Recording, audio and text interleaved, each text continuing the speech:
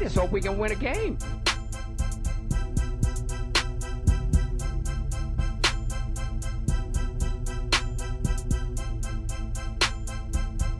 I was like, oh, say less. Hello, babies, little boys and girls.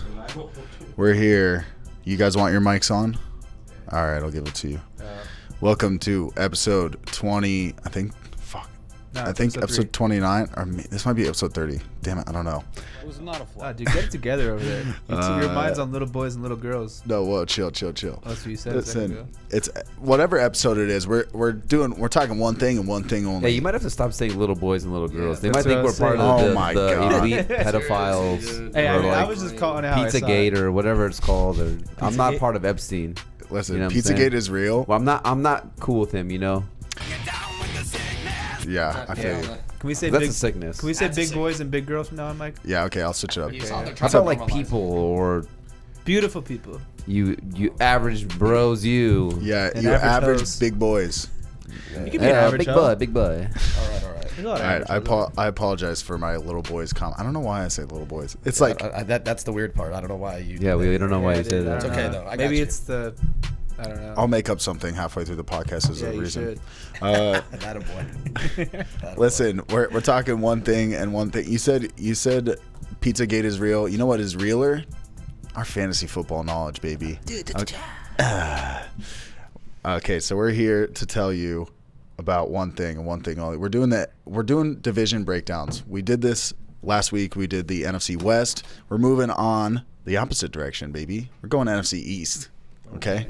Dude, you know your compass. We're talking Cowboys. We're talking Eagles. We're talking Redskins, who are going to be called like Warhogs or something soon.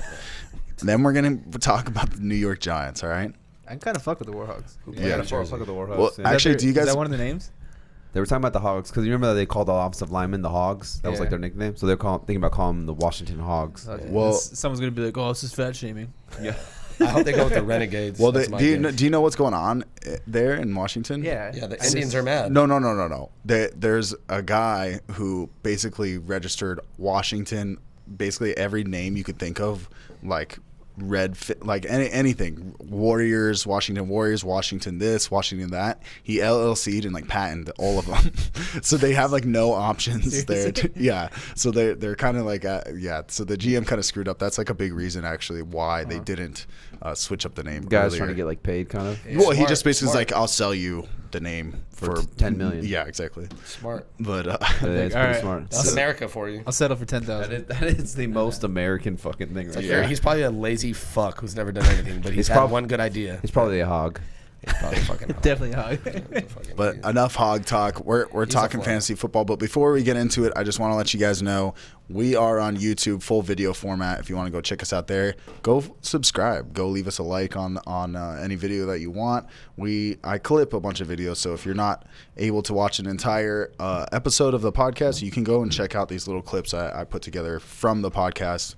Just like easier, more easily consumable videos.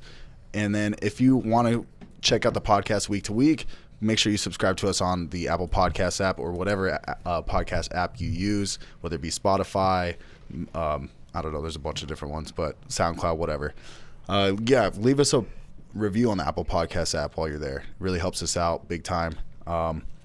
What else we got? Oh, and if you're watching this or listening to this, I always do a table of contents timestamps within the description. So if you just really want to get information about like a certain player or a certain team or whatnot, all that is there. It's all timestamped so you can navigate through the episode way more easily. So also follow us on Instagram, Twitter. All those links are in the description down below. But that is it. Let's get into it, boys. We're talking NFC East. Yeah. We're going Cowboys first. Cowboys. I feel like this is going to be the division where people talk the most shit back to us. Yeah. People are like the most sensitive about their Cowboys. Or Yeah, Cowboy that's fans true. are the most sensitive. America's team. America's team. Yeah. And the Redskins fans are just like, yeah, we're just. We got some we're people here. mad at us, like we got some Rams fans. No, they weren't mad at us. It Lions was fans. Lions fans and Packers fans. That's what got mad at us. Dude, you know what? Go Mostly. stuff some cheese up your. I think they were mad at Dre actually because he was talking shit. Yeah. Hey man, Dre's I like- unapologetic, but I love it. do you want me to do, That's man? the way to live. They did it to themselves. The GM did it to themselves. The Lions haven't won. I haven't played on the Lions the last 20 years. I haven't won a fucking playoff game.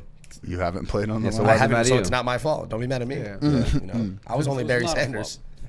It's been 20 years since they won a playoff game. I've retired a long time ago. So. It's been a while though. Yeah, someone's going to be like, it's actually been 17 years. Yeah, dude, we made the playoffs in 1 year. We got cheated. Yeah. They did play. All right, let's get into the Cowboys. We're going to start with, we always go quarterback, running back, tight ends, receivers, anybody that's available or usable fantasy-wise.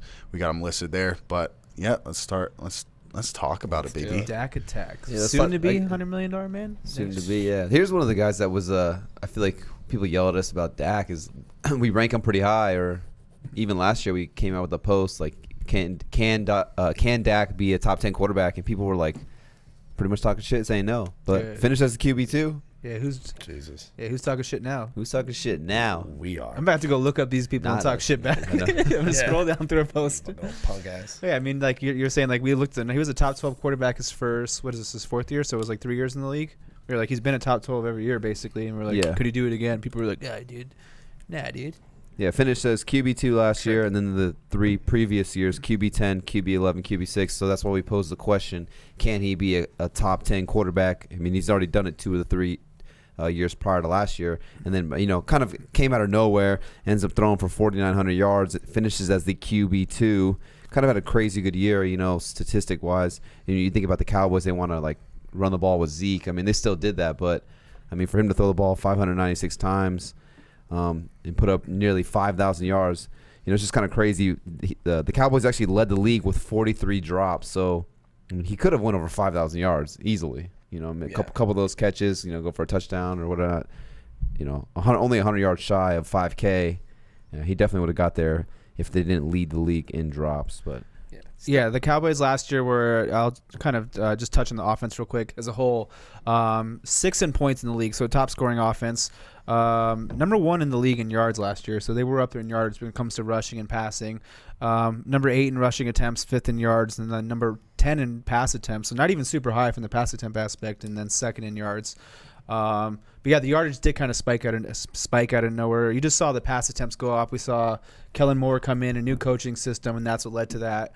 I'm kind of doing ceilings and floors on a lot of these places because I do floors and I do ceilings. In case you didn't know, that's why I'm Mr. 545. Fucking Ravella's concrete. The walking. But I mean, entendre. he's one of the few quarterbacks. I mean, there are some quarterbacks. When you're drafting Dak, though, you do have number 1 potential upside in there, and I don't think the offense is going to change very much.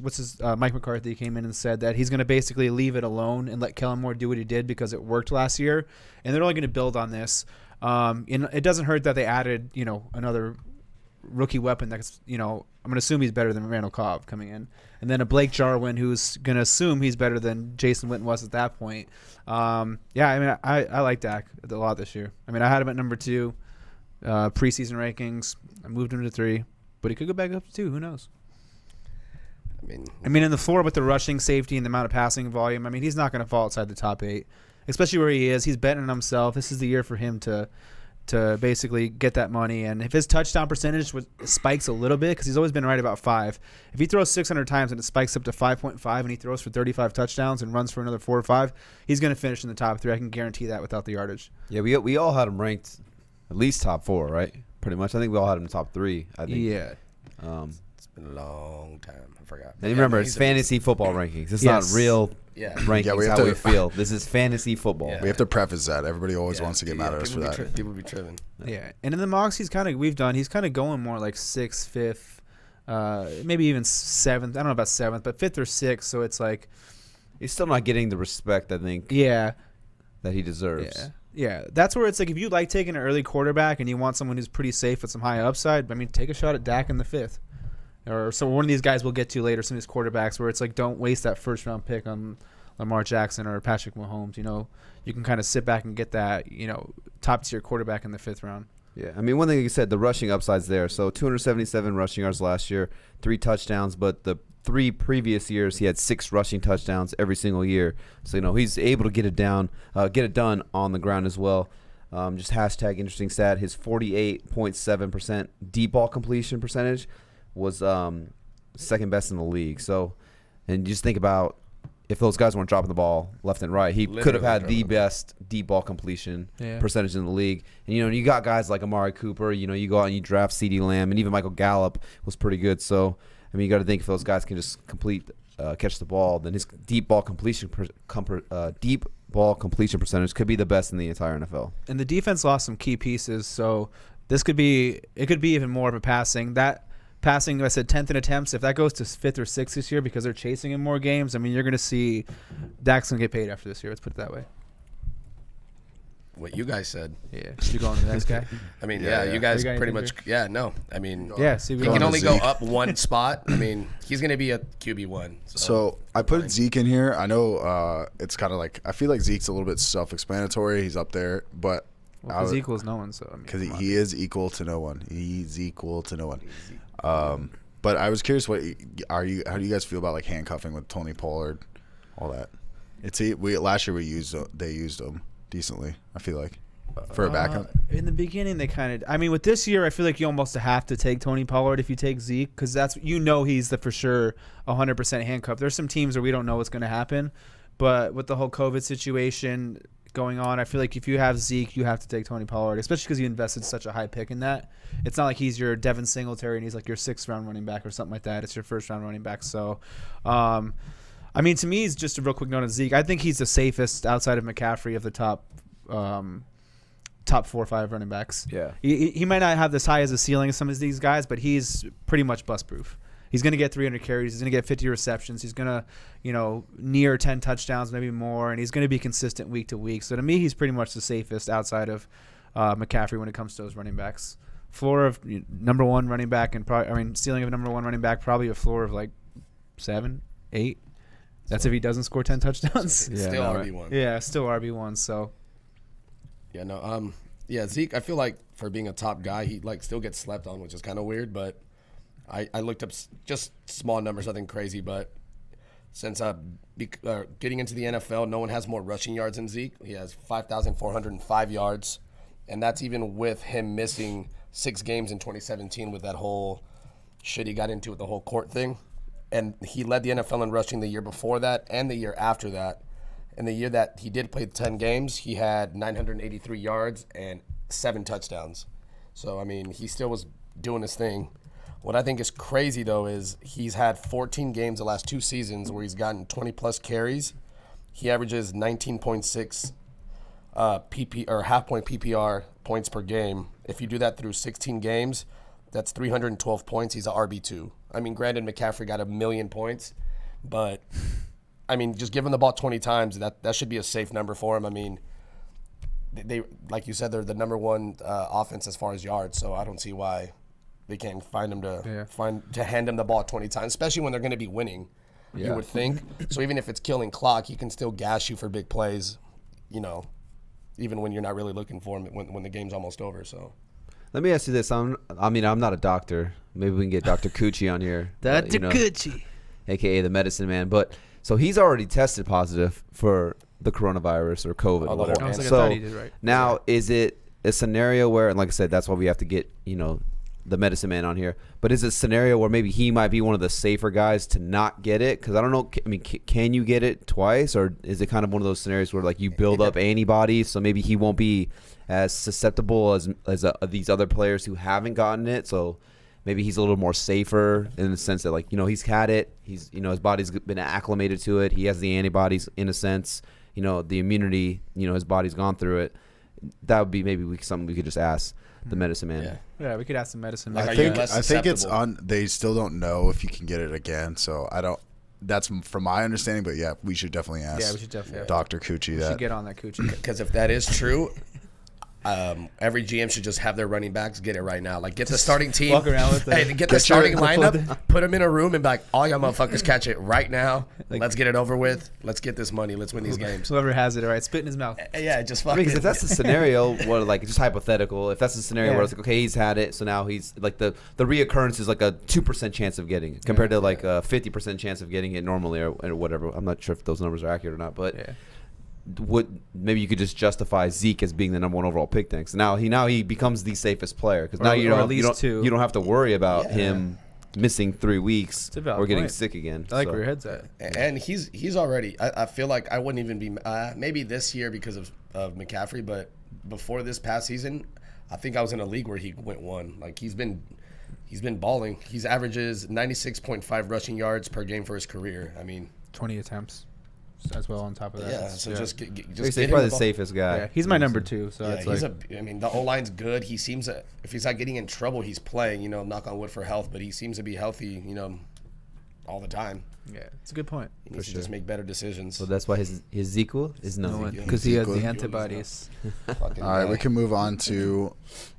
I didn't put a tight end in here unless there's someone you want to I talk could about, just guys. bring up the name later, but it's a small 2-second thing. But Rico gathers. we got some receivers here. We got Amari Cooper. Koopa.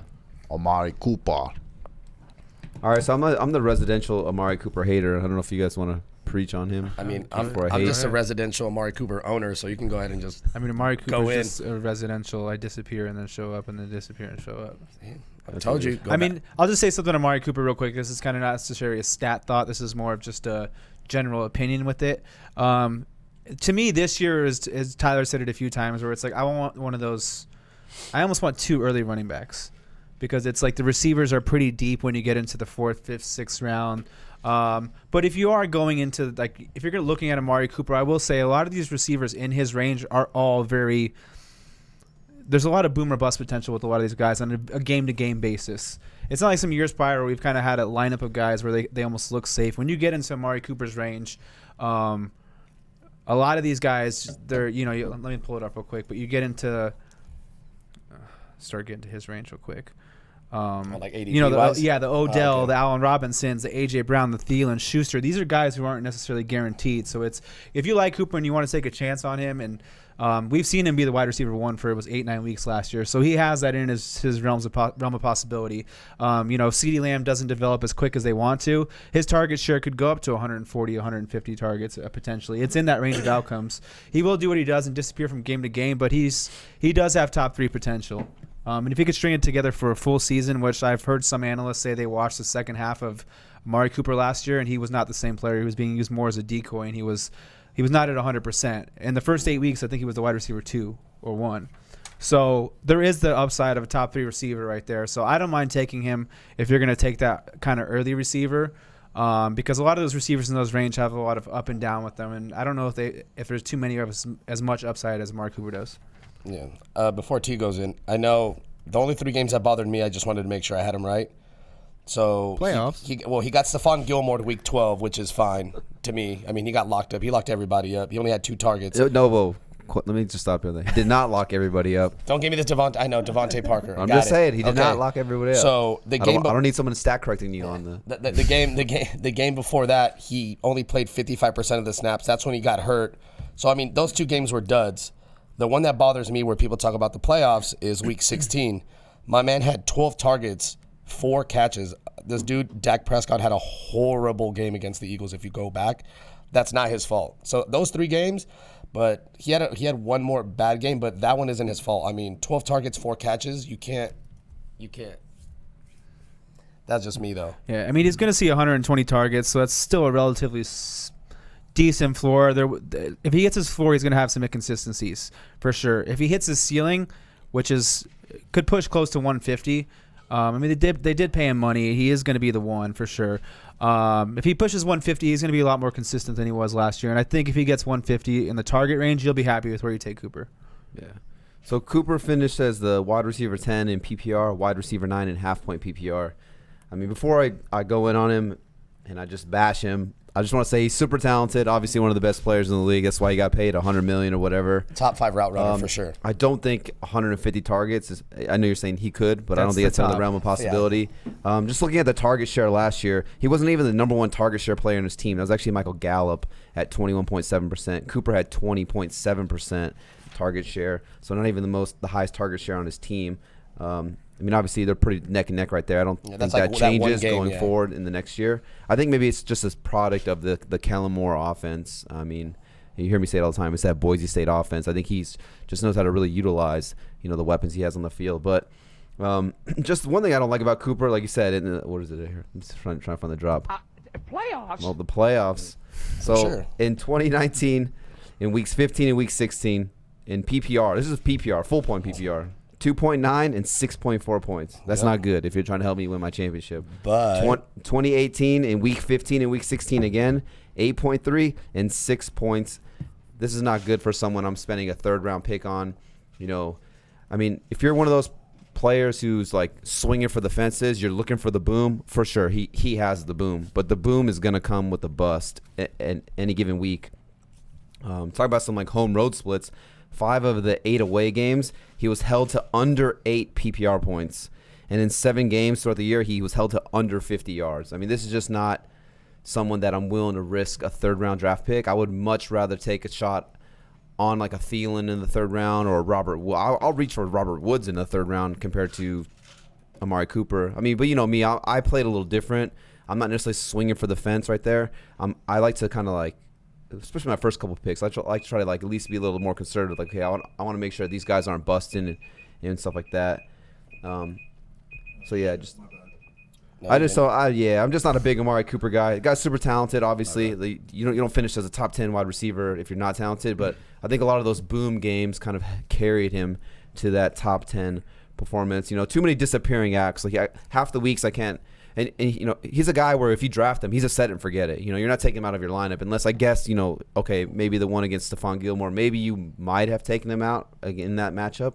But I mean, what game realistically are you benching Amari Cooper? I mean, you're drafting him to be your 1 or your 2, and I just can't. For me personally, I just can't have a player like that who's 1 week going to give me 20 and then the next week he's going to give me 2.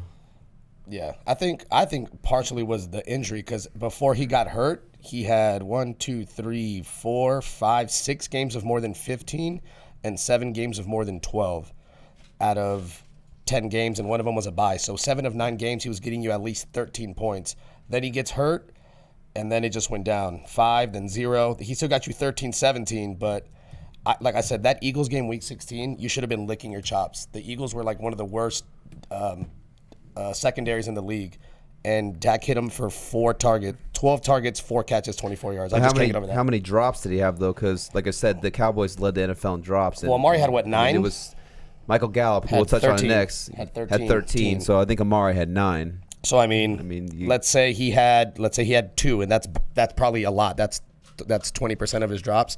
That's still 6 incompletions against the bottom 5 secondary. So I think it's both. But I mean, if you don't like him, for sure. I think he played hurt this year too. He played through an injury, so he's always playing hurt. Yeah, which I dig. Yeah. Hey, trust me, I like that though. I'd rather have you be on the fucking field than be Alshon Jeffrey. But yeah, we'll see. Dak. I think Dak is going to make that step forward with passing. I think Cedee Lamb's going to make them all better. So I think he won't get those 150 targets, but I think they can.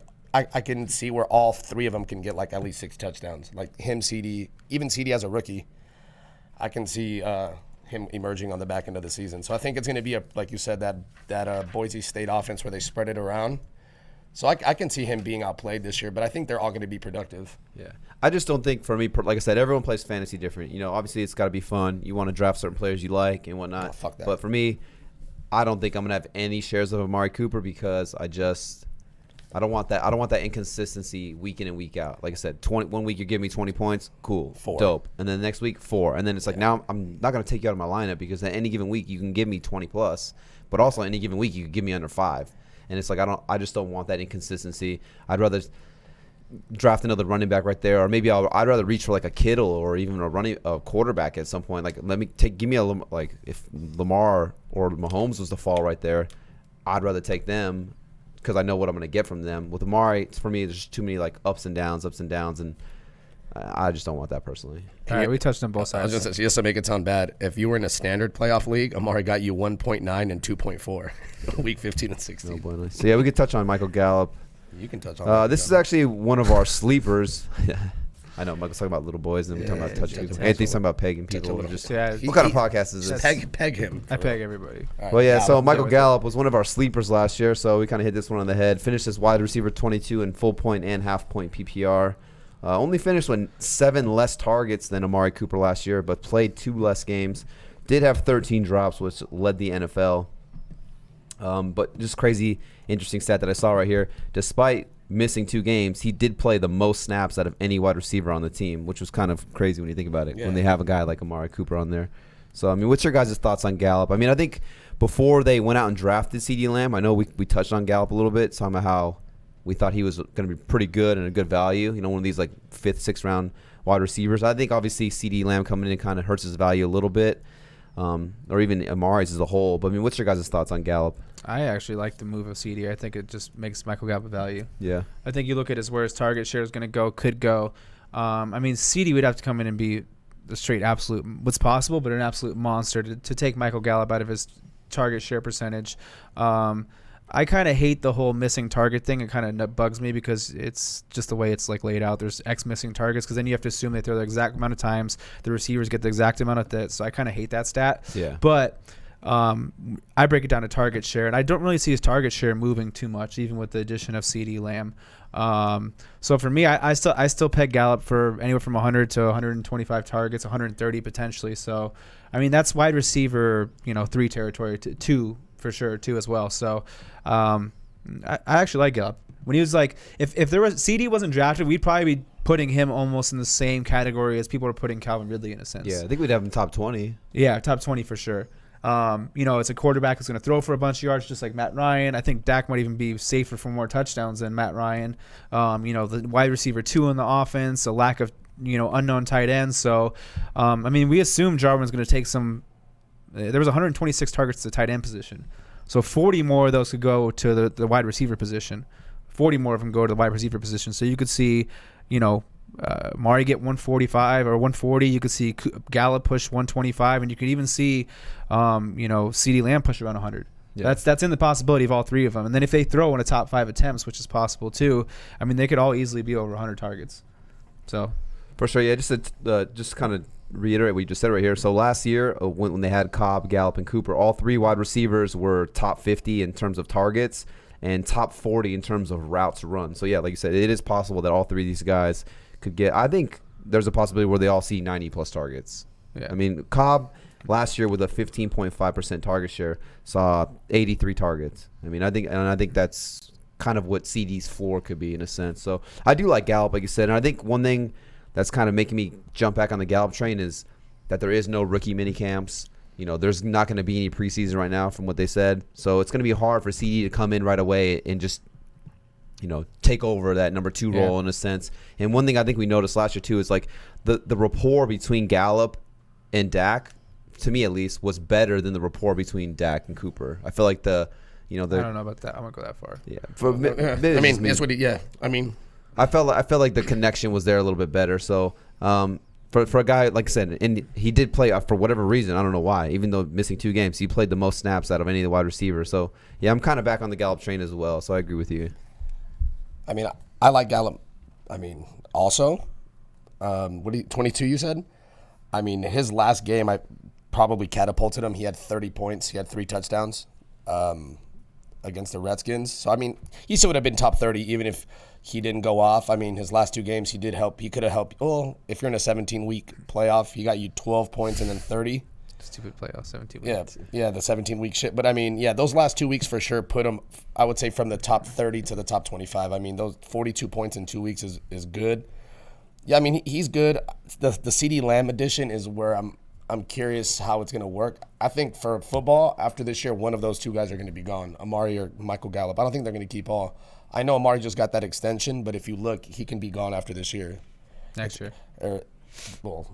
2021. 21. He can be gone. So, and they have a lot of money tied up. I mean, I just don't see how they can pay all these people. They still have to pay Dak. So I can easily see them, if he balls again, and CD, does well, they can get rid of Amari. So I think they're all going to do well. I think Gallup's going to be top 25. But I think they could have 3 top 30 receivers. I think Cedee Lamb is that good, even with this whole COVID shit. Especially what if Michael Gallup gets COVID? Cedee Lamb's about to ball. Yeah, no, for sure. That's a good point right there. So if Gallup goes down, Cedee Lamb is way better than. I get it. It's going to take time, but as a football player, he's better than Michael Gallup. Yeah, I mean, if you just look at the target share, I mean, I don't know if Blake Jarwin. I'll just touch on him real quick. He's not bad, dude. I mean, there's 126 targets to the tight end position, breaking that pie and splitting it back up in directions. I mean, even if he's 80, 90 in that position, I mean, he's the only one there. I mean, he could see 70. It's not sexy targets, but he could be someone week to week we're talking about streaming. So is that Cobb and Witten left? What? Because Cobb's gone too. So what is that like? That's a lot of. Yeah, but I'm talking just about the tight end target share. I'm saying he should get a good amount. Yeah, but I mean that target market's still going to go to the wide receiver position, and then there's receivers who could fill in. So, if the tight end position sees 100 targets, Jarwin could be a sneaky, just streamer type of tight end. Deep sleeper. No, yeah. I'm just saying, especially with Cobb, that can open up because he's athletic. Blake Jarwin's and if Cedee needs to adjust, I mean they're going to need somebody else to step in right away. So. Could be an early pickup. One thing I know we were touching on Cedee, like you said, I mean the guy's a freak athlete. To me, he was the number one wide receiver in the draft, and you had some crazy stats for him lining up in the slot. Yeah. Obviously, I think that's where he's going to replace no more Cobb. Yeah. He actually, I think I had it written down. I think he had like the fourth most routes out of the slot, but he had the most drops out of the slot as well, Randall Cobb. Yeah. So. I don't know. For whatever reason, I don't think the Cowboys thought Cedee Lamb was going to fall to them. But for whatever reason, they went out and addressed it. I mean, maybe they're thinking like, okay, we can get rid of Amari Cooper after a year or two. Smart. I know they were also like the Eagles were picking like a pick or two later in there. Well, they said remember I told you. Jerry Jones said he said they didn't even interview Cedee Lamb because they're like, there's no way he's going to fall to 17. They're like, let's not even talk to him. I think Cedee Lamb's super talented though. I think he's one of those guys. I'm not sure what his ADP is, but I know he's going to be going these like later rounds, like 90 something. And I mean, I'm for sure going to be snagging him in every single one of my leagues. And in Dynasty, I mean, to me, he's like I'm going to take top him 7 pick or what? Dynasty, like redraft, like if you're not doing your startup, man, you could. I almost took him at 4, so you can justify him going top 5 based on what you need. Usually, the shittier teams need running backs, but you never know. But you could justify taking Cedee top 5, Top 3 would be tough with CEH and Taylor, but I can see you taking Cedee because a wide receiver's career lasts a lot longer. You have to remember that. He reminds me of DeAndre Hopkins. That's all I'm saying. That's all. Yeah, that's what he is, bro. He's D-Hop. Me and Mike just always say because of the hair. I know that's what you've been telling me because he's got the dreads. He does got it. All right, Cowboys defense. I mean, that's a quick no for me. Pick them up when they play the Redskins. I'm trying. If you're in a league with defenses.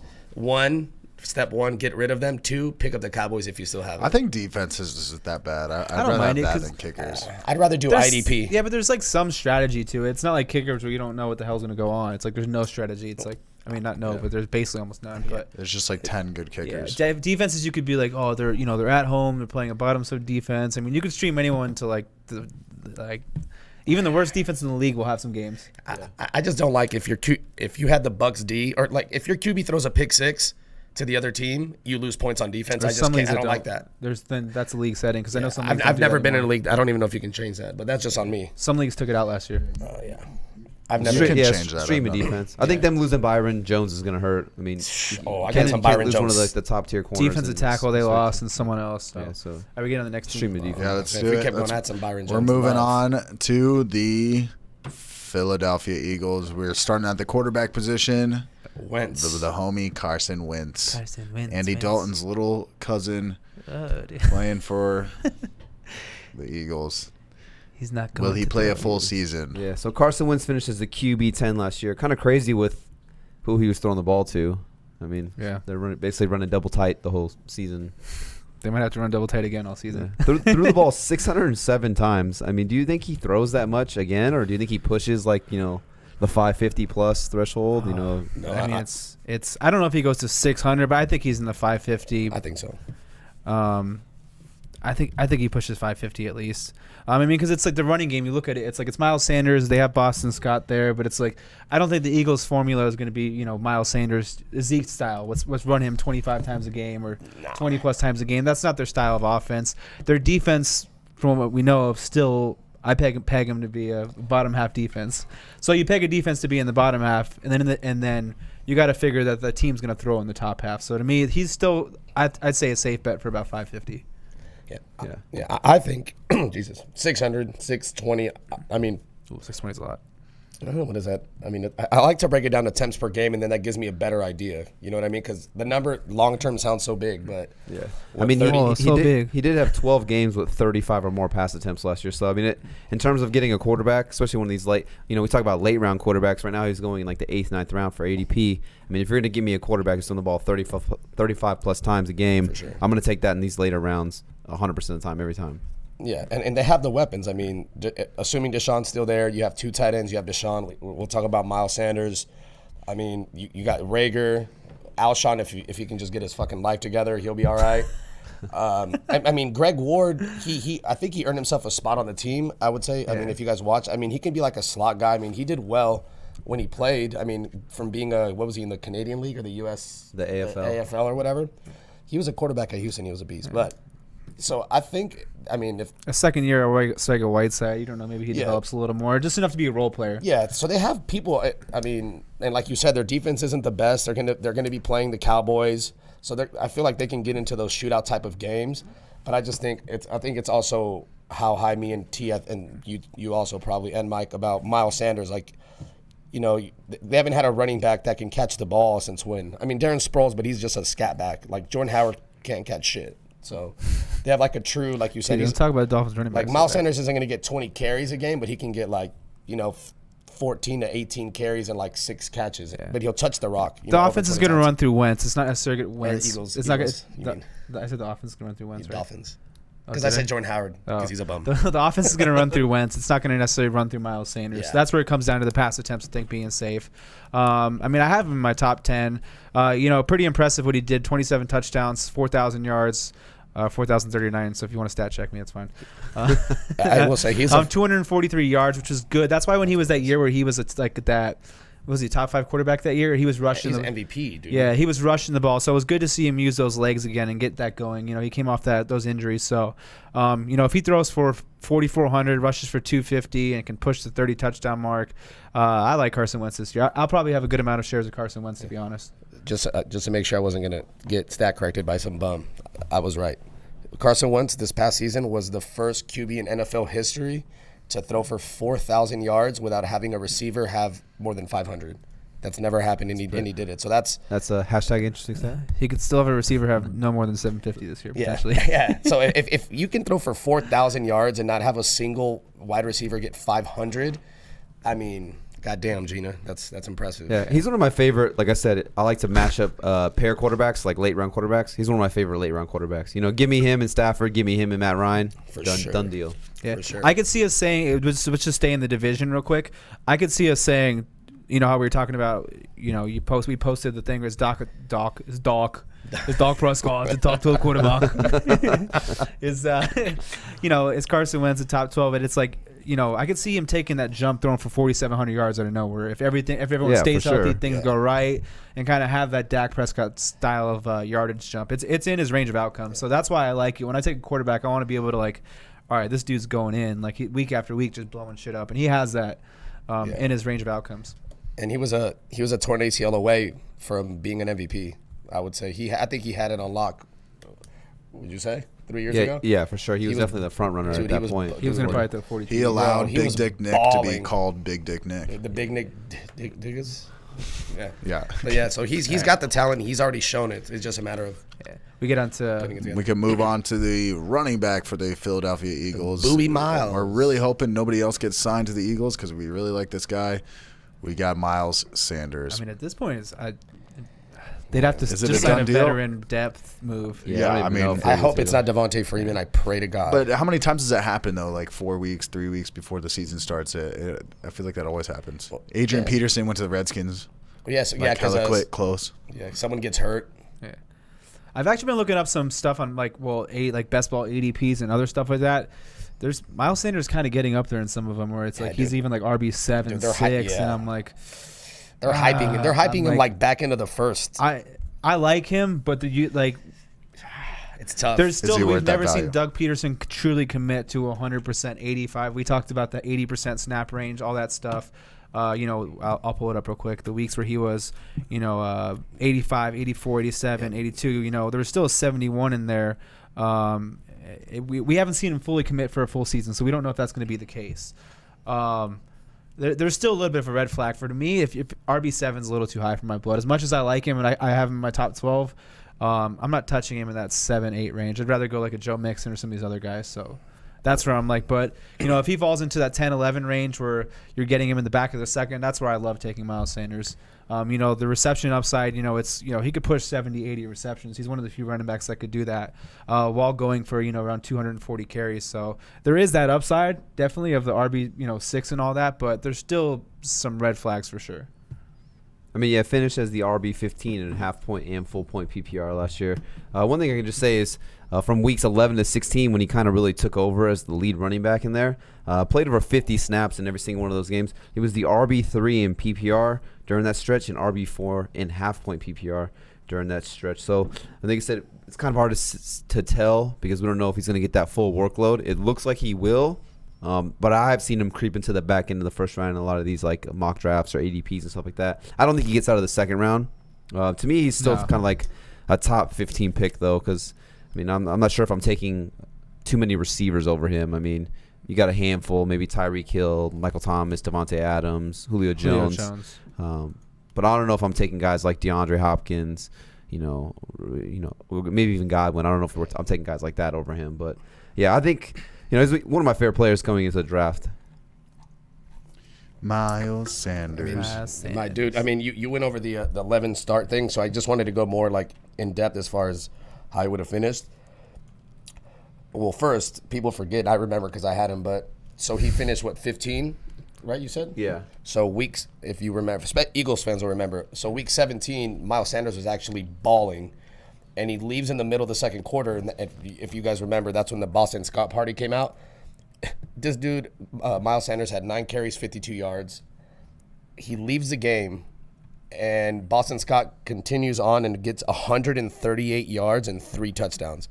Not saying that's what Miles Sanders would have had, but I'd like to think he would have gotten 100 yards at least. For sure. And a touchdown. So throw that in there. Even if you don't, and like you said, his 11 games, he averaged 14.3 half point. I did those 11 games and stretch it out to 16 games to see where he would have finished. He would have finished 9th, RB9 by half a point. He would have finished with 229 points. Mark Ingram was 8th with 229.5. So as a rookie to stretch it out to be a top 10, I think that's why they have him at 7. And if you look up on the Eagles, like their beat writers, they're like all in on Miles Sanders. Like they're like, he's ready to carry the load. I mean, is he going to do it? Who knows? But he's set up to do it. Yeah. So I just, like I said, I mean, I was the one that I think picked him as like my early preseason running back hype train, whatever we did.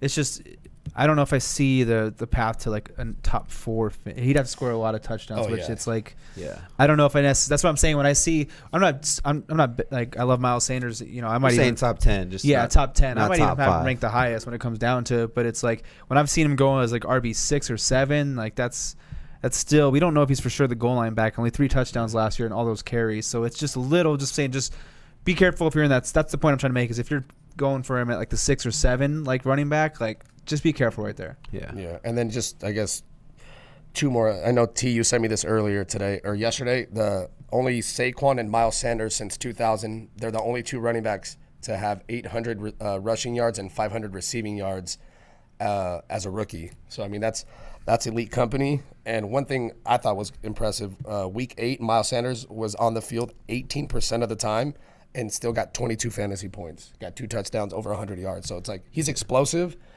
It's just getting the ball in his hands, I would say. I was like, why is there Miles Sanders? Oh, highlight against the Dolphins on defense. Do love Miles Sanders. Yeah, 7, like you said, I don't know about pick 7, but damn, that's rich. Yeah. We get to the next. Who we got next, Michael? Oh, we got the best right here. Alshon Jeffrey? No, we're just going over some tight ends. Oh, we're going over receivers because this is basically the receiver. Yeah, receiver. I know, right? Because we usually go quarterbacks, running backs, receivers, but this is the receiver. He is a big boy. He's a receiving tight end. He a big boy. I mean, we got Zach Ertz. I mean, I don't know if we necessarily need to spend all that much time on him. It's pretty much. His wife is a pro soccer player. She's nice. Yeah. I mean, he's going to finish as a T. top 5 tight end. Yeah. I'm not sure if he can creep into the top 3 with Andrews, Kittle, and Kelsey now up there, but he would need a spike in touchdowns that he hasn't had before in his career to get to like top 3. Like maybe, he's had 8 2 times, so if he got there, he's got a shot at it. But I wouldn't peg him as top 3. Yeah. Wait, you won't peg him? I mean, fine. but I What do, about consistent. I think he's a value. We were talking prior to this. I think he's actually going to be a value this year. I probably will have a lot of Zach Ertz because we're getting in those rounds sorry to cut you off, Tyler. We're getting those rounds like 4, 5, 6. I'm going to see receivers that I still like in the 5th and 6th round. I mean, you can get guys like, we've done some mocks. I mean, I've seen DJ Moore going like almost the 5th round, and some of these guys I like a lot. Robert Woods is constantly. I'll jump on Ertz in the 4th round and have a set it and forget it week tight end every week if I know I can get like one of those guys I mentioned, or even who's some of the receivers in that range that we like? Maybe Landry's falling. Landry, Cup. Juju's even going late in some drafts. I'll gladly take her. I might have Ertz in almost every league. To be honest, Diggs is around there.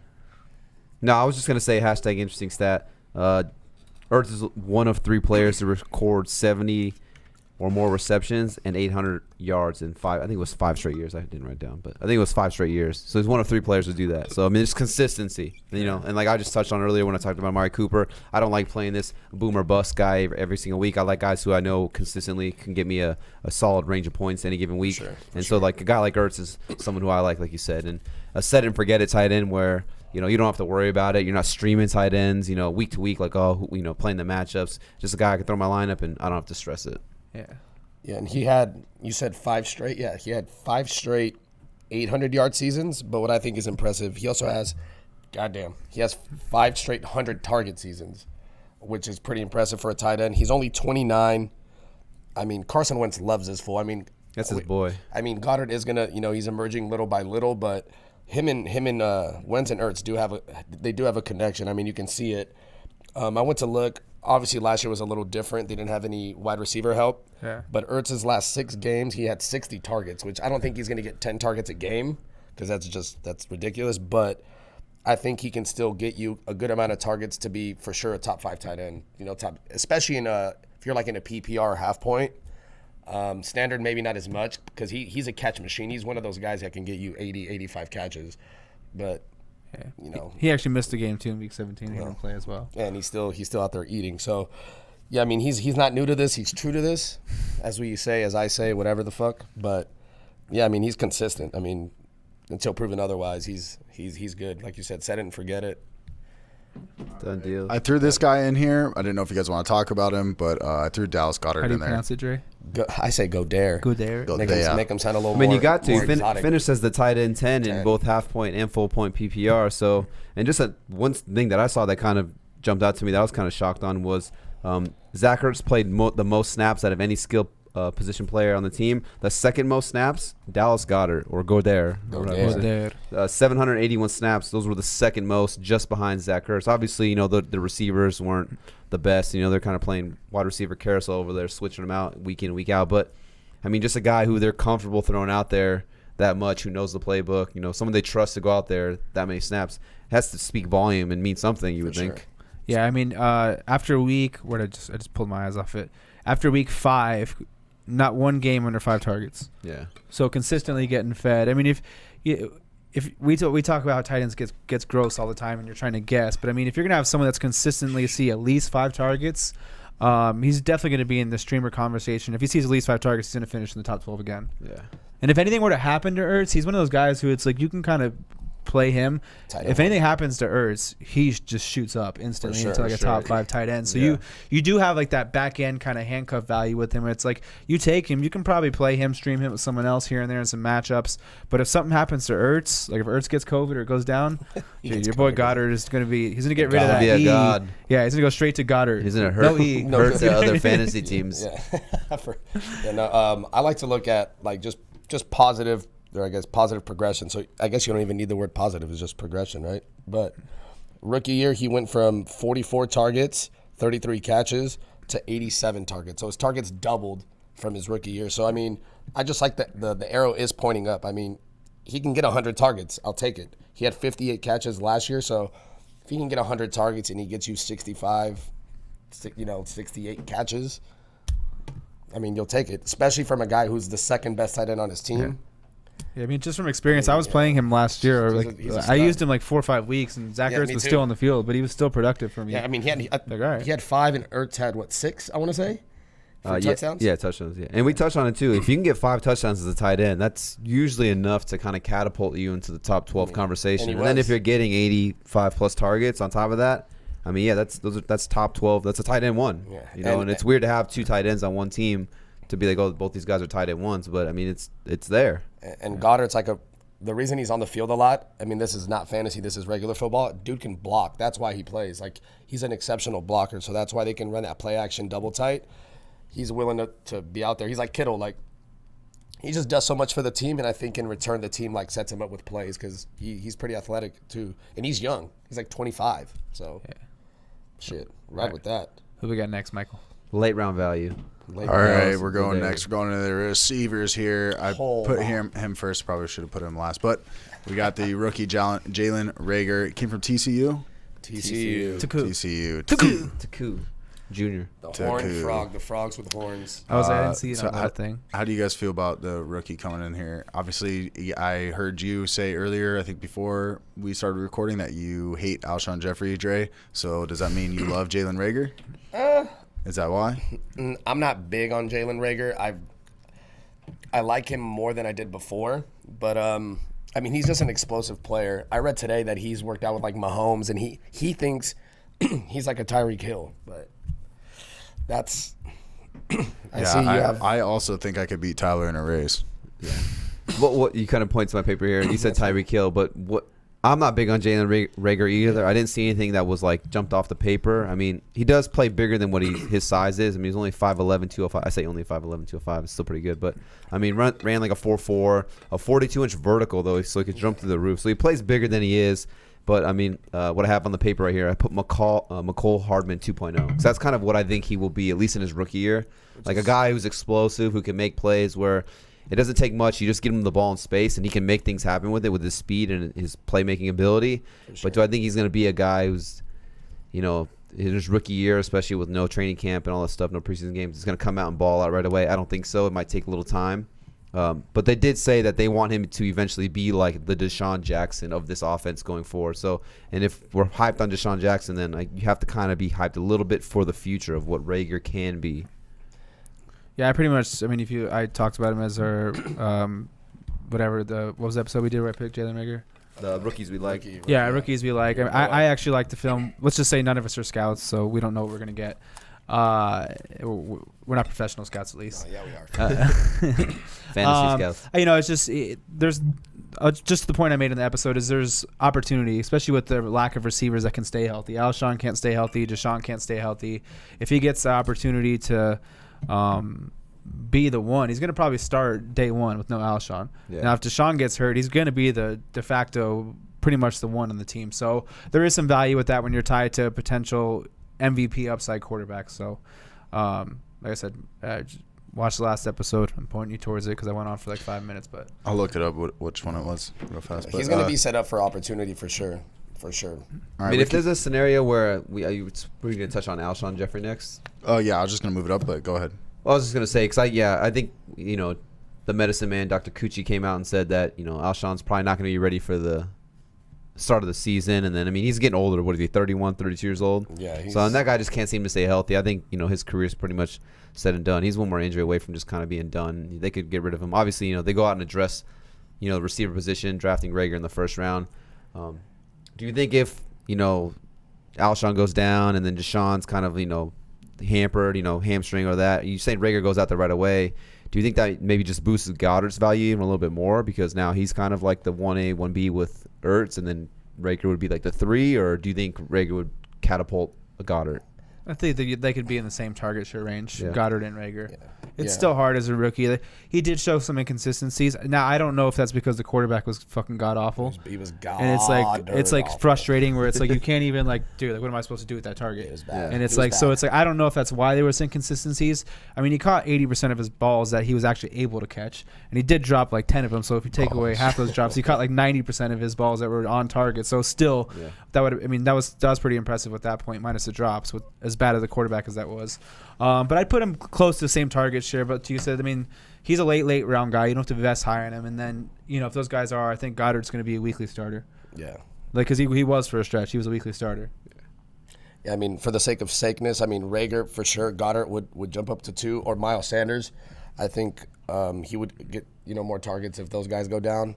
But I know I brought it up to Mike earlier. I mean, more for dynasty, but you can I would go and pick up John Hightower from Boise State, another rookie who, if he's got more of the size to be a burner. He's bigger than Jalen Reagor, and if he adds 10 pounds of muscle, he runs a 4.4, so he's good. And then they got Quez Watkins from Southern Miss. They literally got 3 players that do the same. Yeah. So I do like John Hightower. me too. I think personally, this kind of just looking at the film and watching tape and like that, I think John Hightower is going to be the best receiver going forward on this team. So if you're in Dynasty or if you're, if you can get John Hightower and because most people don't know who John Hightower is, you know what I'm saying? But I think so. I think he's good. Like you said, he runs a 4.42. I think he was like 6'4", right? No, he's like 6'2", but he's just built like big guy. So get muscle on that. He was frame. actually my favorite receiver out of the 3 that you said they just drafted 3. He was my favorite personally. Wide receiver they drafted John Hightower. So just a name to keep an eye on. Will they come out this rookie year? Maybe not, but I think he could be that guy who eventually replaces what Alshon is. Like sure. Reagor's replacing what DeSean is. Yeah. I think Hightower can be what Alshon is into this offense. But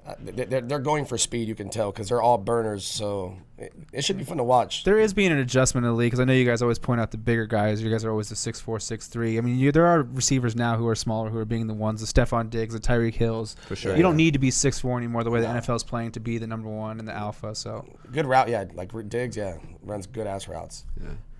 All right, we go to the next Alshon. Yeah, we got. I just did DeSean Jackson on there, and then I think I took Alshon off. That's fine. I think he got hurt when you took him off, so I think we're fine. he broke his back. He rolled his ankle when you took him off. Like I always say I have a do not draft list, so Alshon will be on my do not draft list. I know you guys He's maybe on don't mine that. as well. So let's say I think we can all agree, right? I had him. Don't draft Alshon Jeffrey. Last year was he my just first can't time. stay healthy. And if he does, I think he's one of those players where like you'd rather not have him be wrong, right? Is that how we say it? Yeah, Instead of having him and be right. Yeah. I think we'd all agree. Alshon Jeffrey is just probably someone you're not gonna want to target. And he was so good too. But what about DeSean Jackson? Because like you said, that one game he comes out, he puts up a monster crazy game week 1. Even with he's still a very talented player. Yeah. Even with the Bucks last year, those couple games with Fitzmagic, he's just balling out. And you're hasn't getting lost him a in step. like what, the 10th, 11th, 11th. 12th round. So I mean, is he a guy you're just gonna be taking a shot on? Is he a guy? When we talk about like boom bust players, like I don't want to spend my 3rd round pick on him, but the 10th, 11th, 12th round, yeah, sign me up all day. I'm a big DeSean guy. I've always liked DeSean Jack. I mean, even with the Bucks, like you said, he just needs someone who can throw the deep ball decent because he hasn't lost a step. The dude is still running past people, and he's been in the league for over 10 years. So yeah.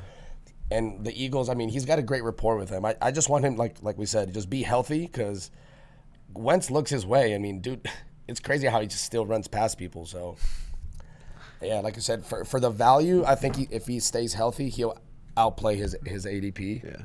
And I think he'll be. And he's good. one of those guys where he doesn't need to see 100 targets. Hell he can only no. see 90 targets, 80 targets, but he'll turn those 80 targets into Like a couple 800. big plays for you that he could have like 3 catches, 120 yards, and a touchdown, and that's okay, cool. Off of 4 targets. I'll take that shit to the bank all day. I'll take it to your bank. Yeah. What they say. And he can return kicks if you really need him to. It's just an extra. I don't need him to. I was actually in a league Yeah, that it counted doesn't hurt punt to. return yards. It was weird. You got a point for every like 20. So it was strange, but Manja, give me the manja. manja mango. All right, move on to the next team. Oh, yeah. Or Next you want to team. talk about the defenses? Defense, probably streaming. I don't know, it's one of those streaming Yeah. defenses. I mean, they got with Darius Slay. I mean, It's He's not old. good. Not He's good old. for Cooper. yeah, he. More like Darius That Gay. might be actually. He was pretty bad last year. Yeah. Sorry. Okay, let's go on to Oh, moving on dude. to He did his the thing. Washington Warhogs. We got Dwayne Haskinns.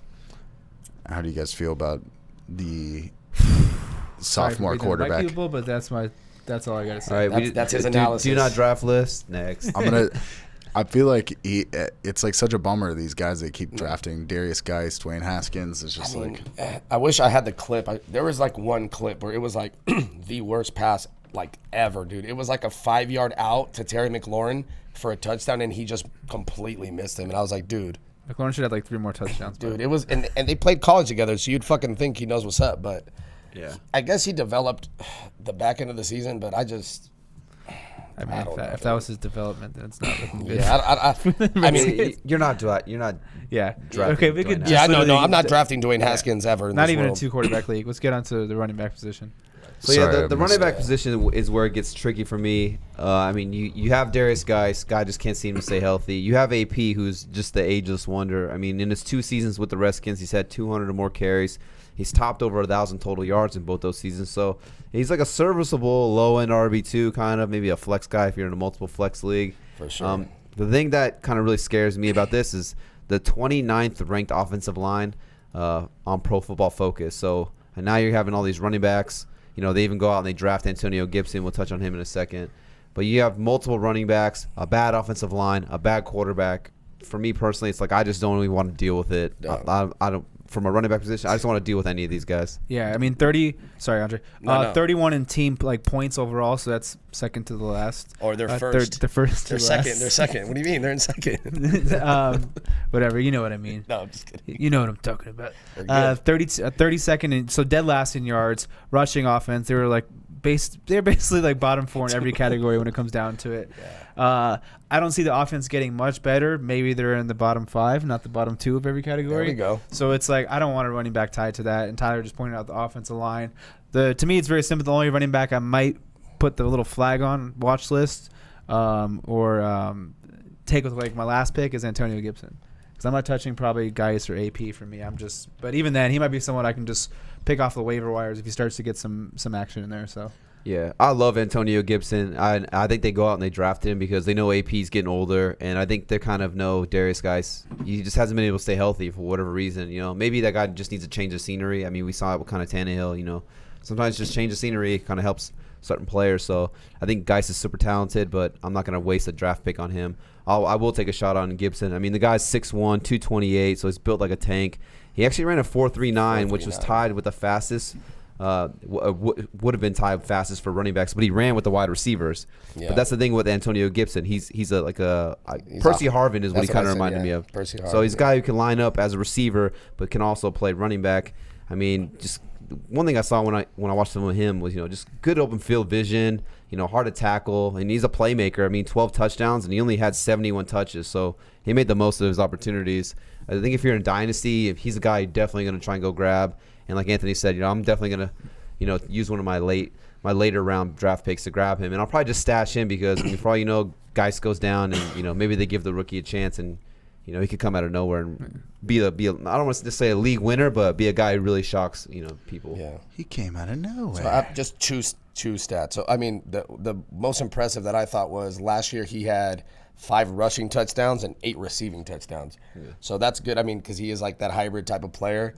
But I remember screenshotting this a while back because I thought this was pretty interesting. So this is just third-round running backs. So in the last decade, there's been 25 running backs that have been drafted in the 3rd round. 18 of those 25 played at least 10 games their rookie season while carrying the ball at least 70 times. So drafting a 3rd round actually means you're going to get more playing time than you'd like to assume. I mean, that's a good percentage. 18 of 25 get at least 70 touches, 70 carries. And I bet you these guys couldn't catch the ball like Antonio Gibson can. So I think just that stat alone is pretty encouraging. He can maybe get you those 90 touches, especially when you're in an offense that has a 37,000-year-old AP and Darius Guice who's played like 5 games in his whole life in the NFL. So I agree. yeah. All right, next. that's it. Agree. See if we do the Redskins in under On eight. to the next one. I think the only player that's really draft worthy. Is this guy? Yeah. Scary He's definitely Terry. draft-worthy. Yeah, he's definitely drafted. I drafted Terry McLaurin, the special teams wizard. You said that what I called him. You said he was going to be a bust last year. Didn't you say something like that? No, I called him. I said he'd be on the field because he's a special teams wizard. I just remember Just kidding. I called him a wizard. I don't know where I. Yeah, I remember you calling him a bust too. I think Yeah, I that's think right. you We said- have it on tape. Yeah, I think we should go back and look. You Oh, said definitely that go he's- back and look. I said, No. peep your boy. Oh, No. for sure. Yeah, Yeah, I you think definitely you called him a said something bust. about him. What a not. bust. Hey, when you find it and you see I'm right or wrong, I'm just post kidding. it. So That ever- speaking about someone who kind of just came out of nowhere, we were talking about Antonio Gibson could be that guy who just comes out of nowhere. I mean, that was kind of what Terry McLaurin was last year. I mean, I think he went undrafted in I would say majority of the leagues. Oh, you yeah, know, yeah, or yeah. you're taking a late round flyer on him. But I mean, the guy just came out on fire. I can't remember what the stat was, but it was something like 50 yards and a touchdown for 4 or 5 straight games, something stupid like that. He was he. And then he got Haskins, but he was still good, even as bad as Haskins was, or at least like somewhat he was still pretty decent with Haskins. Like he was still putting up numbers. The only thing I hate, I had Terry McLaurin I think in every league. Only thing I hate is his upside's limited just due to the quarterback situation. Yeah. So as much as I like him as the player, I don't know how much I'll have of him this year because it's going to come down to does he drop to the point of where I like him versus where it's like I'd rather maybe take some guys that have a higher ceiling due to quarterback play. Because it's like if you get we're all saying the Redskins are going to be a bottom top 5 offense. So it's like best case scenario, he's maybe 110 targets, 120. Maybe he's around 1,000 yard and like 8 touchdown with like 65 receptions, and he gets there off of big playability. So, while I like the player long term, and then if they pick first next year and get Trevor Lawrence, that completely changes the year after. So, I said he's going to come down to the price check for me, where it's like if he's going to wide receiver 22, I'd rather maybe take someone like DJ Chark, Devontae Parker, T.Y. Hilton. These are the names I'm talking about there. Those guys have a higher ceiling. But if he falls down into the Michael Gallup range, Marquise Brown, Tyler Boyd, and he goes into that area, which I think is possible, that's when I'll start looking at him when it comes to draft season. So super talented, did a lot of, I think it was like one of the highest graded rookies on PFF in like a very long time, and did a lot of impressive stuff. So what do you think of more like a wide receiver 3 flex guy instead of like a wide receiver low 2? End 2? Well, low end 2 to 3. Or a floor flex guy? Low end 4 is too low. I think he's still got enough talent, and he's still going to demand a high target share. Even though it's going to be an ugly target share, he's still going to get targets. He's still going to get enough of the targets to be a low end 2-3. Yeah, and he's got that speed where he can just take it to the house on any play too. So he's going to have some games where he just catches a 50-yard bomb. So he did it twice against Miami. And hopefully the chemistry can build since they were college teammates. Hopefully that can translate a little more. I mean, you guys pretty much covered the majority of it. Just the 2 stats I wanted to throw out there, according to PlayerProfiler.com. He ran a route on 93.2% of the time he was on the field, which is third in the NFL, which is, I mean, I don't care if your QB's bad, but if you're running a route at that high of a rate. It's opportunity. Yeah, just opportunity. And then the one that I was very surprised, he was number 1 in the NFL in contested catch percentage. 19 targets, 68.4%. He was number 1. That's pretty good. So, I mean, even if the ball isn't the best, he's going to jump up and catch it. Yeah. I was going to say every pass is a contested catch. Yeah, for him, yeah, because Haskins passes are going to the other team, so he has to play. Every pass is a contested catch. Yeah. And he was in 2020. I mean, honestly, we joke about it, but that's probably a big reason why that stat might be there. I mean, maybe half, I guess. Close, yeah. You know what I mean? Half the reason. In 2020, Terry McLaurin was the only player ever to catch 50 contested balls. Out of 100. Wait, how many? Do you have the other 2? You said like top 3. Do you have the other 2 that are on there? I do not. It just says he's number 1 at 68.4. Because I would be curious to see if it was he also. He was with that Deontay Johnson stat where it was like most missed tackles. Most missed tackles, too. He was up there too as well, Terry McLaurin. Another one that I thought was impressive, he was 21 in the NFL in average target distance at 13.9 yards. I mean, for a guy who's that fast, I mean, in your top 20, he's a rookie, so you figure he's going to go up.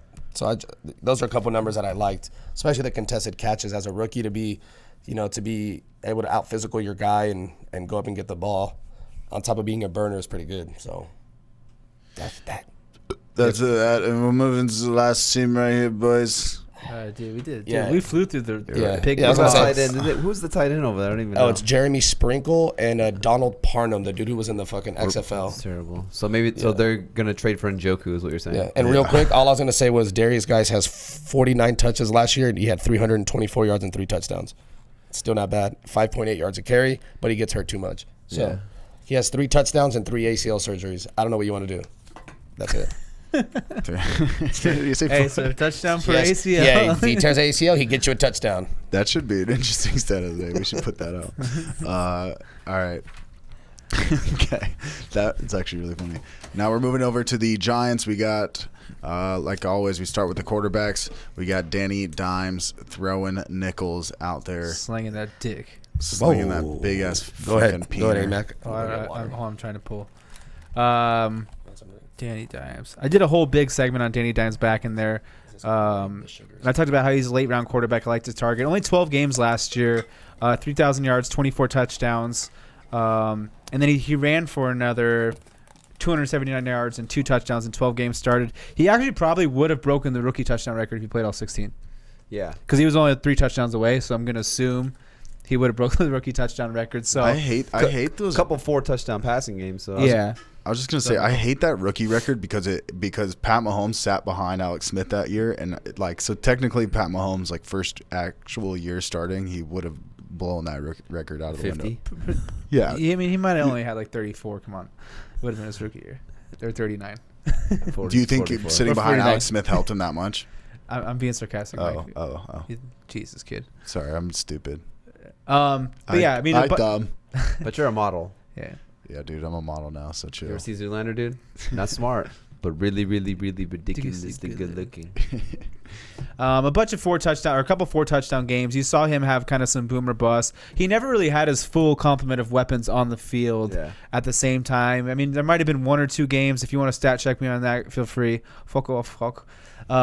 So it's he didn't never have. Now it's he's going into a season where he has second year in the system as well. Has the full complements of Saquon. Even Saquon wasn't at 100% for a good part of the year. Yeah. I know he was out there, but he definitely wasn't at 100%. So having a full 100% Saquon, having the golden Tate, the Sterling Shepard, and then what's his name, Darius Slayton, and Evan Engram healthy.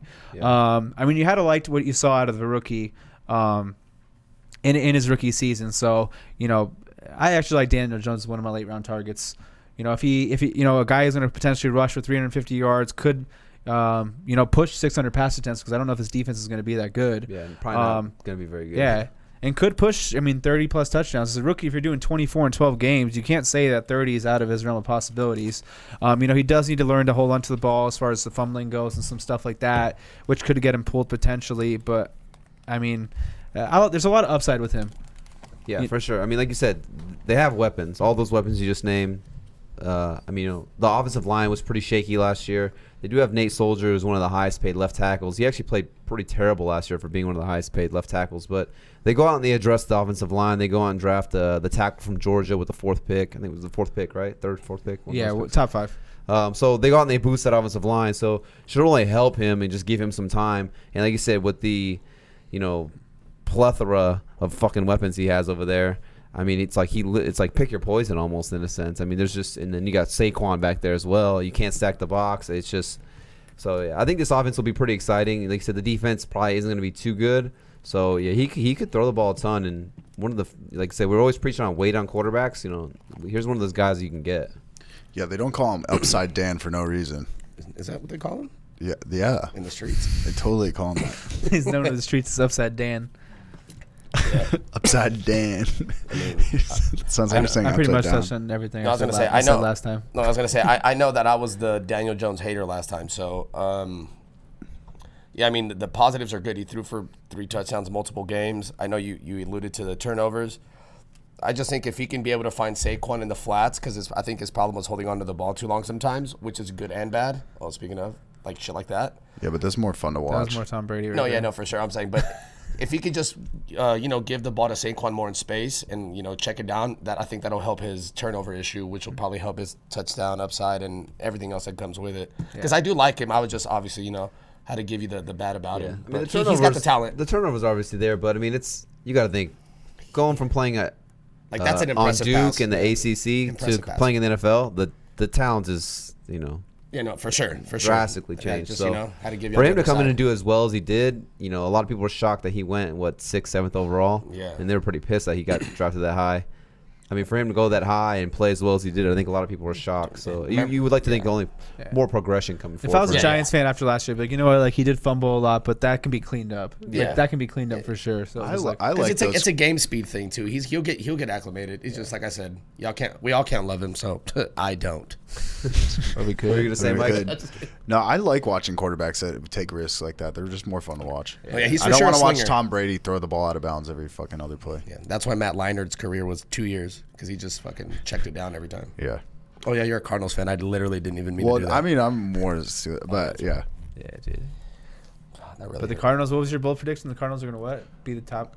They're gonna Bucs have. offense? They're gonna have their the Bucs. top 8 offense. I think I said top 7 or something. I think you said number 1 offense in the league. No, he said a Bucks type. He said a Bucks Pretty type. much you're of saying, yeah, you were pretty much saying they're gonna have a better offense than the The Bucs. Bucks. Yeah. It was a bold prediction. But I said, then you said put a number on it, and I said top 8. Oh, what I say? Oh, I said 3 NFC West teams. All right, for sure.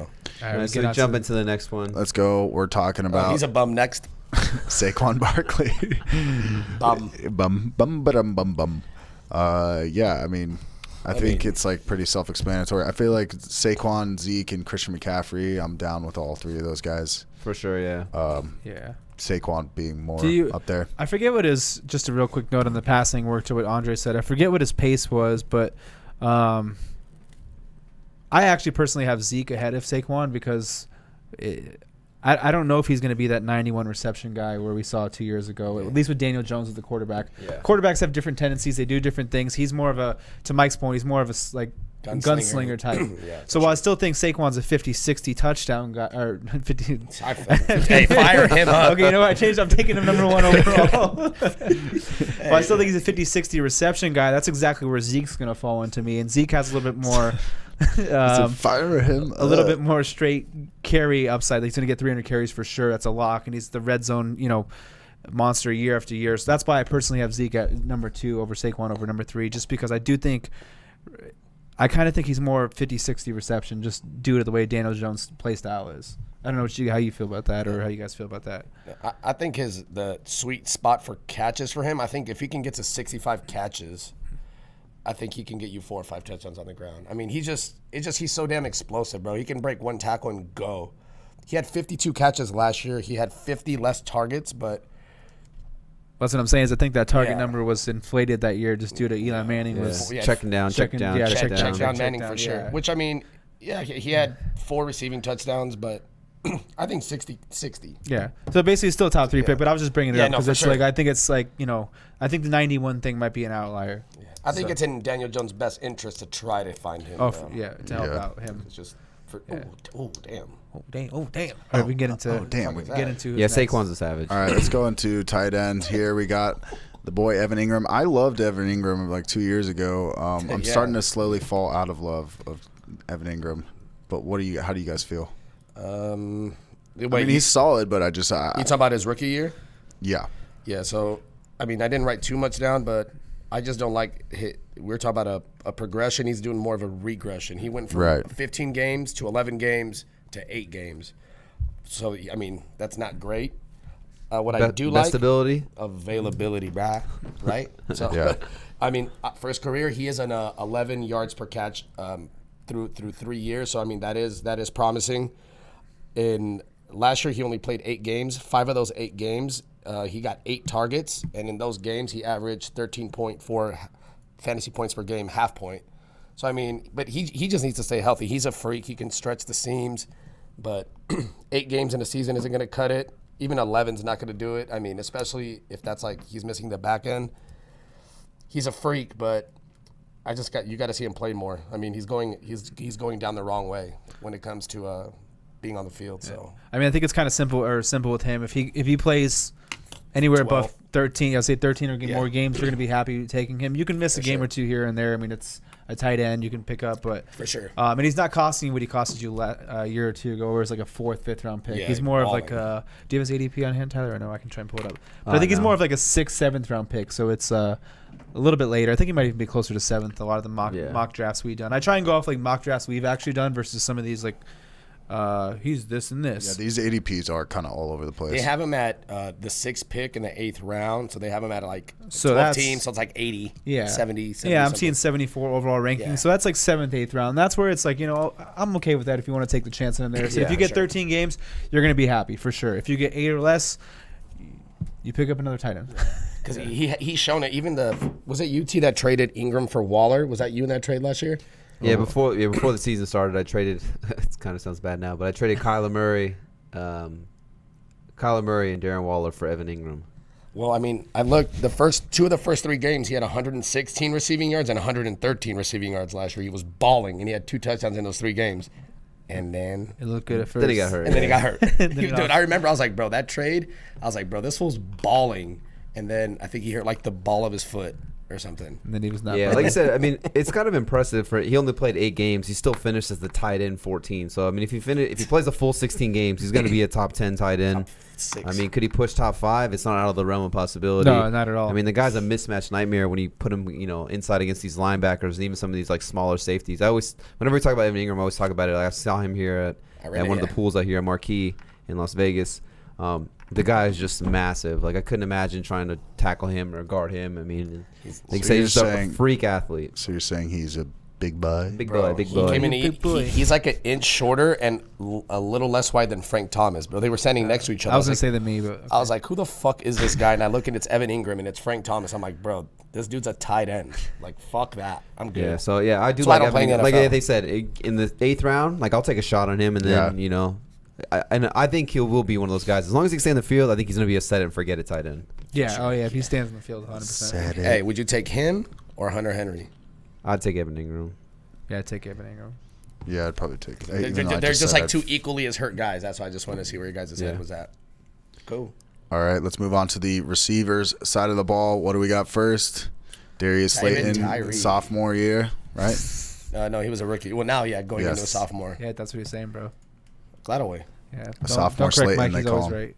Yeah, I'm Even always when he's right. wrong? Even when I'm wrong, do right. enough research, you'll find someone who agrees with me. I always tell the truth, even when I lie. There'll be one guy out there. Someone will be confirming my bias. Darius Slayton. So I'm extremely bitter about this because I picked him up in Dynasty and then I dropped him for Dario Gumbawale. Oh yeah, that was a good solid move, dude. Yeah, that was a solid piece of shit move. See, so we don't always make good moves. But finished the season slash line 48, 740, 8 touchdowns. Finished 9th in the NFL, tied for 9th in touchdown receptions, and he didn't even play the first 2 games. I'm a big yards per catch. I mean, 48 catches for 740. I did the math by using my calculator, and that got me 15.4 yards per catch. My calculator fucking did that right. So, I mean, pretty good. I can't verbatim. You guys are making me laugh. I can't verbatim the exact stat, but he's the first player since Tyreek Hill to be drafted in the 5th round and have, I want to say, like 5 touchdowns as a rookie. So he's like in pretty good company. I mean, for being drafted where he was, I mean, he's like a wiry guy, 6'2", 190, but he runs a 4.4. Damn, that's skinny. Yeah, he's a skinny dude, but I mean, this dude has burners. So I mean, 48 catches, his targets. I could see him getting to 90, 95 targets, and he's one of those guys where I think he'll be more valuable in the standard side. He's not going to get you 8 or 9 catches in a game, but he can get you, 4 for 82 and a touchdown. Yeah. And burn someone deep. I mean, as a rookie, they couldn't have been happier. I mean, him and Daniel Jones, they're working out together. I was just reading, so they're trying to build chemistry, add on to what they just did. I mean, can't be mad. He's going to be going, 12th, 13th round? I mean, yeah. I mean, 9 touchdowns as a rookie he finished tied with AJ Brown. Yeah, so. I was gonna say him and Danny Dimes might have the best rapport because in training camp, rookie training camp, they came in, and I think that showed right away. As soon as Danny Dimes came in, first game, that was kind of like his security blanket. Obviously, Sterling Shepard was banged up, Engram was banged up, and whatnot like that. But a guy that he knows he can trust him, and obviously the connection was there between the two. So. I'm not sure if I'm going to have a lot of Darius Slayton. There's just too many receivers over here. Yeah. If there's one receiver I'll take a shot on, it'll probably be Sterling Shepard. But, I mean, this is one of those things where it could be Slayton one week, Sterling Shepard the next week, and then Golden Tate the next week, and then it's just all over the place. I don't want to play Russian roulette with my receivers. But, if I'm going to take one, it would probably be Sterling Shepard. I'll probably have more Evan Engram shares than any of these, wide receiver shares. I'll just take an Engram over all the receivers. Yeah, repeat what Tyler said. If I'm going to touch one of them, it's going to be Sterling Shepard. Yeah, it's pretty. Go ahead, Mike. No, yeah. But yeah, I mean, 83 targets as a rookie should be good. You think Evan Engram was hurt? If they all play, I think that's probably where he's 85, 90. Yeah, he's going to sit at 85, 90 cap. Yeah, that's probably that's what I was thinking. Which leads to inconsistent games or streamer on a certain type of matchup when you're getting 85, 90. So that's not the type of player I want to draft necessarily. I want to shoot for some more upside there. And especially he's a guy you probably if Sterling Shepard with the full guy is healthy on week 1, it wouldn't surprise me if he goes out and sees 3 or 4 targets. Yeah. And he's someone that you can pick up after week 1 or 2, or if Sterling Shepard gets hurt or Golden Tate. So just to repeat myself, Sterling Shepard, and that's probably it for me for the receivers. One thing I say with Darius Slayton is he might be a guy if you're doing like a start, like we're going to start up a dynasty. Like if you're doing a dynasty, obviously, like I just said, the rapport between him and Danny Dimes was there. You know, Golden Tate's getting older. You know, Sterling Shepard's coming on a contract year. So it's like, what is it going to be? You know, Darius Slayton could be the two, you know, going forward. You know, because obviously they're not going to have all three of those receivers going forward. So if you're in a dynasty, I definitely think he's the guy you for sure want on your team. Yeah. Because going forward, I think 23, he could be there like long term. Yeah, no, for sure. And just to tie in with what you said, Amac, about the boom bust, he played 12 games. He had 4 games under 5 points and 6 games under 8 points. So I mean, that's obviously not your boom. Right, that's their bust. But and then you got the high games where he gets you 18, 30. He had 2 games of 29 points and what? Yeah, so it's and it was in the playoffs, so you're loving him. But yeah, if you would have started him over Amari Cooper, you'd have been happy. Yeah, week 14 against the Eagles, the damn Eagles. Amari, what's going on? Yeah, hey, the Dolphins shut him down though. Don't worry, he had 2 catches for 31 and a touchdown. Next time that's not happening. That's 9 points still. Yeah, you'll take it if you have him. But yeah, like you said, 90. Even with him, 90 targets you could be happy with because you can turn it into 9 touchdowns. So we can do that. Yeah. Oh shit, you love that. What do you guys? So my ankle. Do you guys like Golden Tate? As a human being or as a football player? I think I actually don't mind him in redrafts. I like him in pirate leagues. He's coming in the 14th round.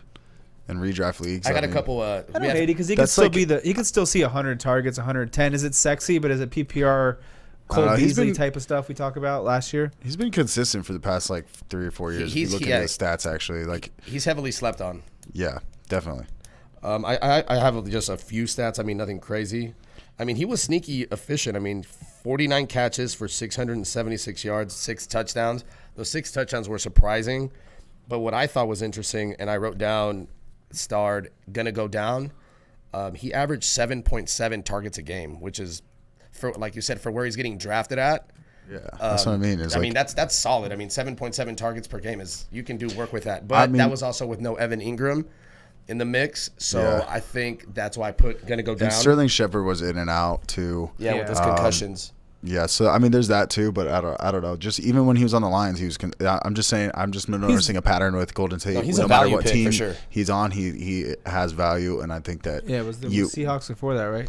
Eagles. Yeah, but in Seahawks he was balling. So yeah, he's one of those guys. It's weird. Like I've never owned Golden Tate one time in any league ever, but I feel like he's hurt me a few times.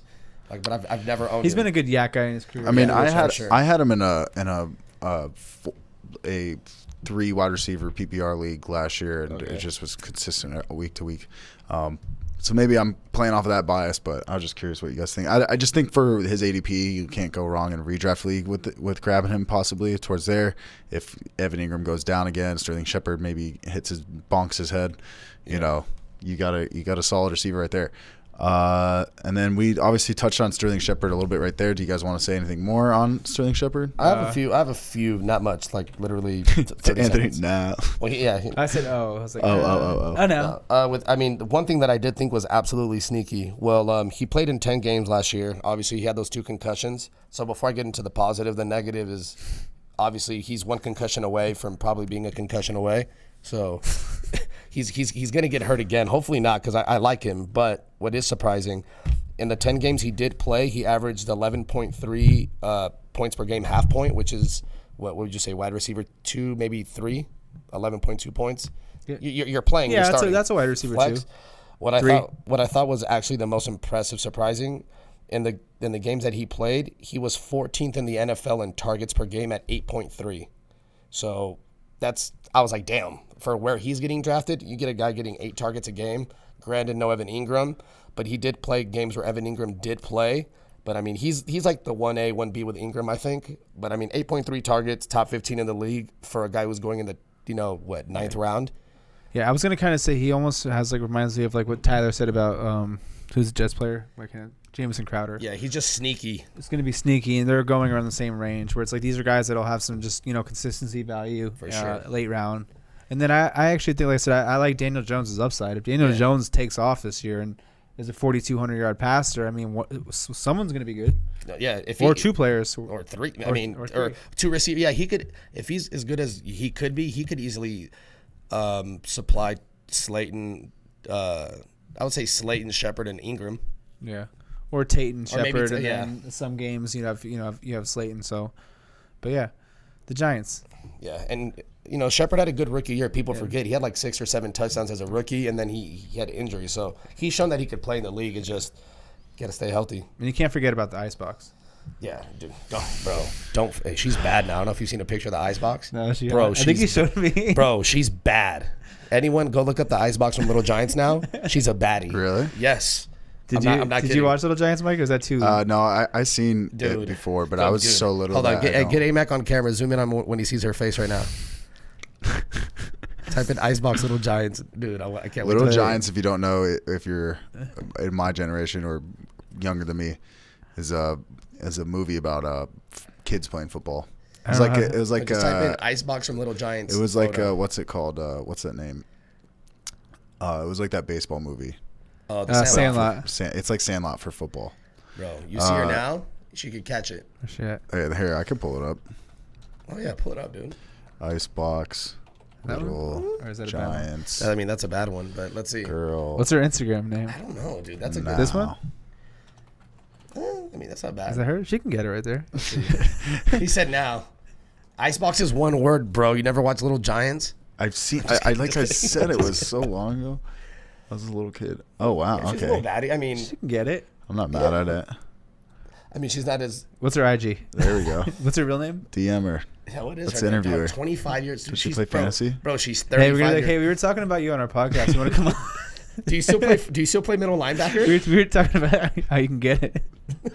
It's weird that we're talking about you can get it, and then I have pictures on the screen of her as a kid, so I need to move this around. Yeah, that's not. Her name is Shauna Waldron. She looks a little Michael Jackson-y right here, Or though. that picture Oh does. Yeah. damn, she does look Michael Jackson-y right there. Yeah, that's not too good. That's fucked up. That's fucked up. This that one's not that's a bad. term. There you go, right there. Let's see. Hey, Google it. Shauna Waldron, Shauna Waldron. How do I spell that? not LaShauna Waldron. That's her sister. Did I spell that right? I don't know. Almost. Hey, bro. Yeah, I'm not. You know. Hey, that you one know in what the she red? looks like? She looks like Steven Tyler's daughter. Have you ever seen Kinda does Armageddon? she does look like Liv Tyler a little bit. Yeah. She reminds me of Liv Tyler from That Thing You Do. There I'm you just go. looking There's up that. different Oh, names. there you go. All right. Anyways, thanks for tuning in. Yeah, you want to press the key I on that laptop real fast? For sure. All right. Thank you for listening to the AVG Fantasy Football Podcast. Bro, I We just did the appreciate soundboard. you guys listening. This was the NFC East. Yeah. Listen, we're doing more of the divisions. We're gonna knock them out, put them out there for you. Like I said, all Turn my mic off. of our no, it's on. No, I'm just kidding. Keep doing your thing. What's it called? Yeah, subscribe to us on YouTube, follow us on Instagram, Twitter. Check us out on all those links down below. Leave us if you got any information you appreciated or liked or that helped you out at all for your fantasy team or fantasy squad or for your draft upcoming. Leave us a review on the Apple Podcasts app and hit us up for any type of questions you have. We got your back. Just DM us, whether it be Twitter, Instagram. Instagram we see fastest probably, to be honest. But yeah, DM us and we'll get your back. If you got a draft, you need help on it, let us know. We got you. Hey, Mike, it's me and my 2 co-hosts. Right here. Hey, oh, there green, he is. green Duh, screen, whoa, floating, baby. Shit, bro. How'd you get over there? What is it like being over here? Hey, bro. Why do you have that scene of her like getting the business done to her? I don't right know, but there, it's not dude? on the screen. So She's- chill. All right, thanks for listening. We're out, baby.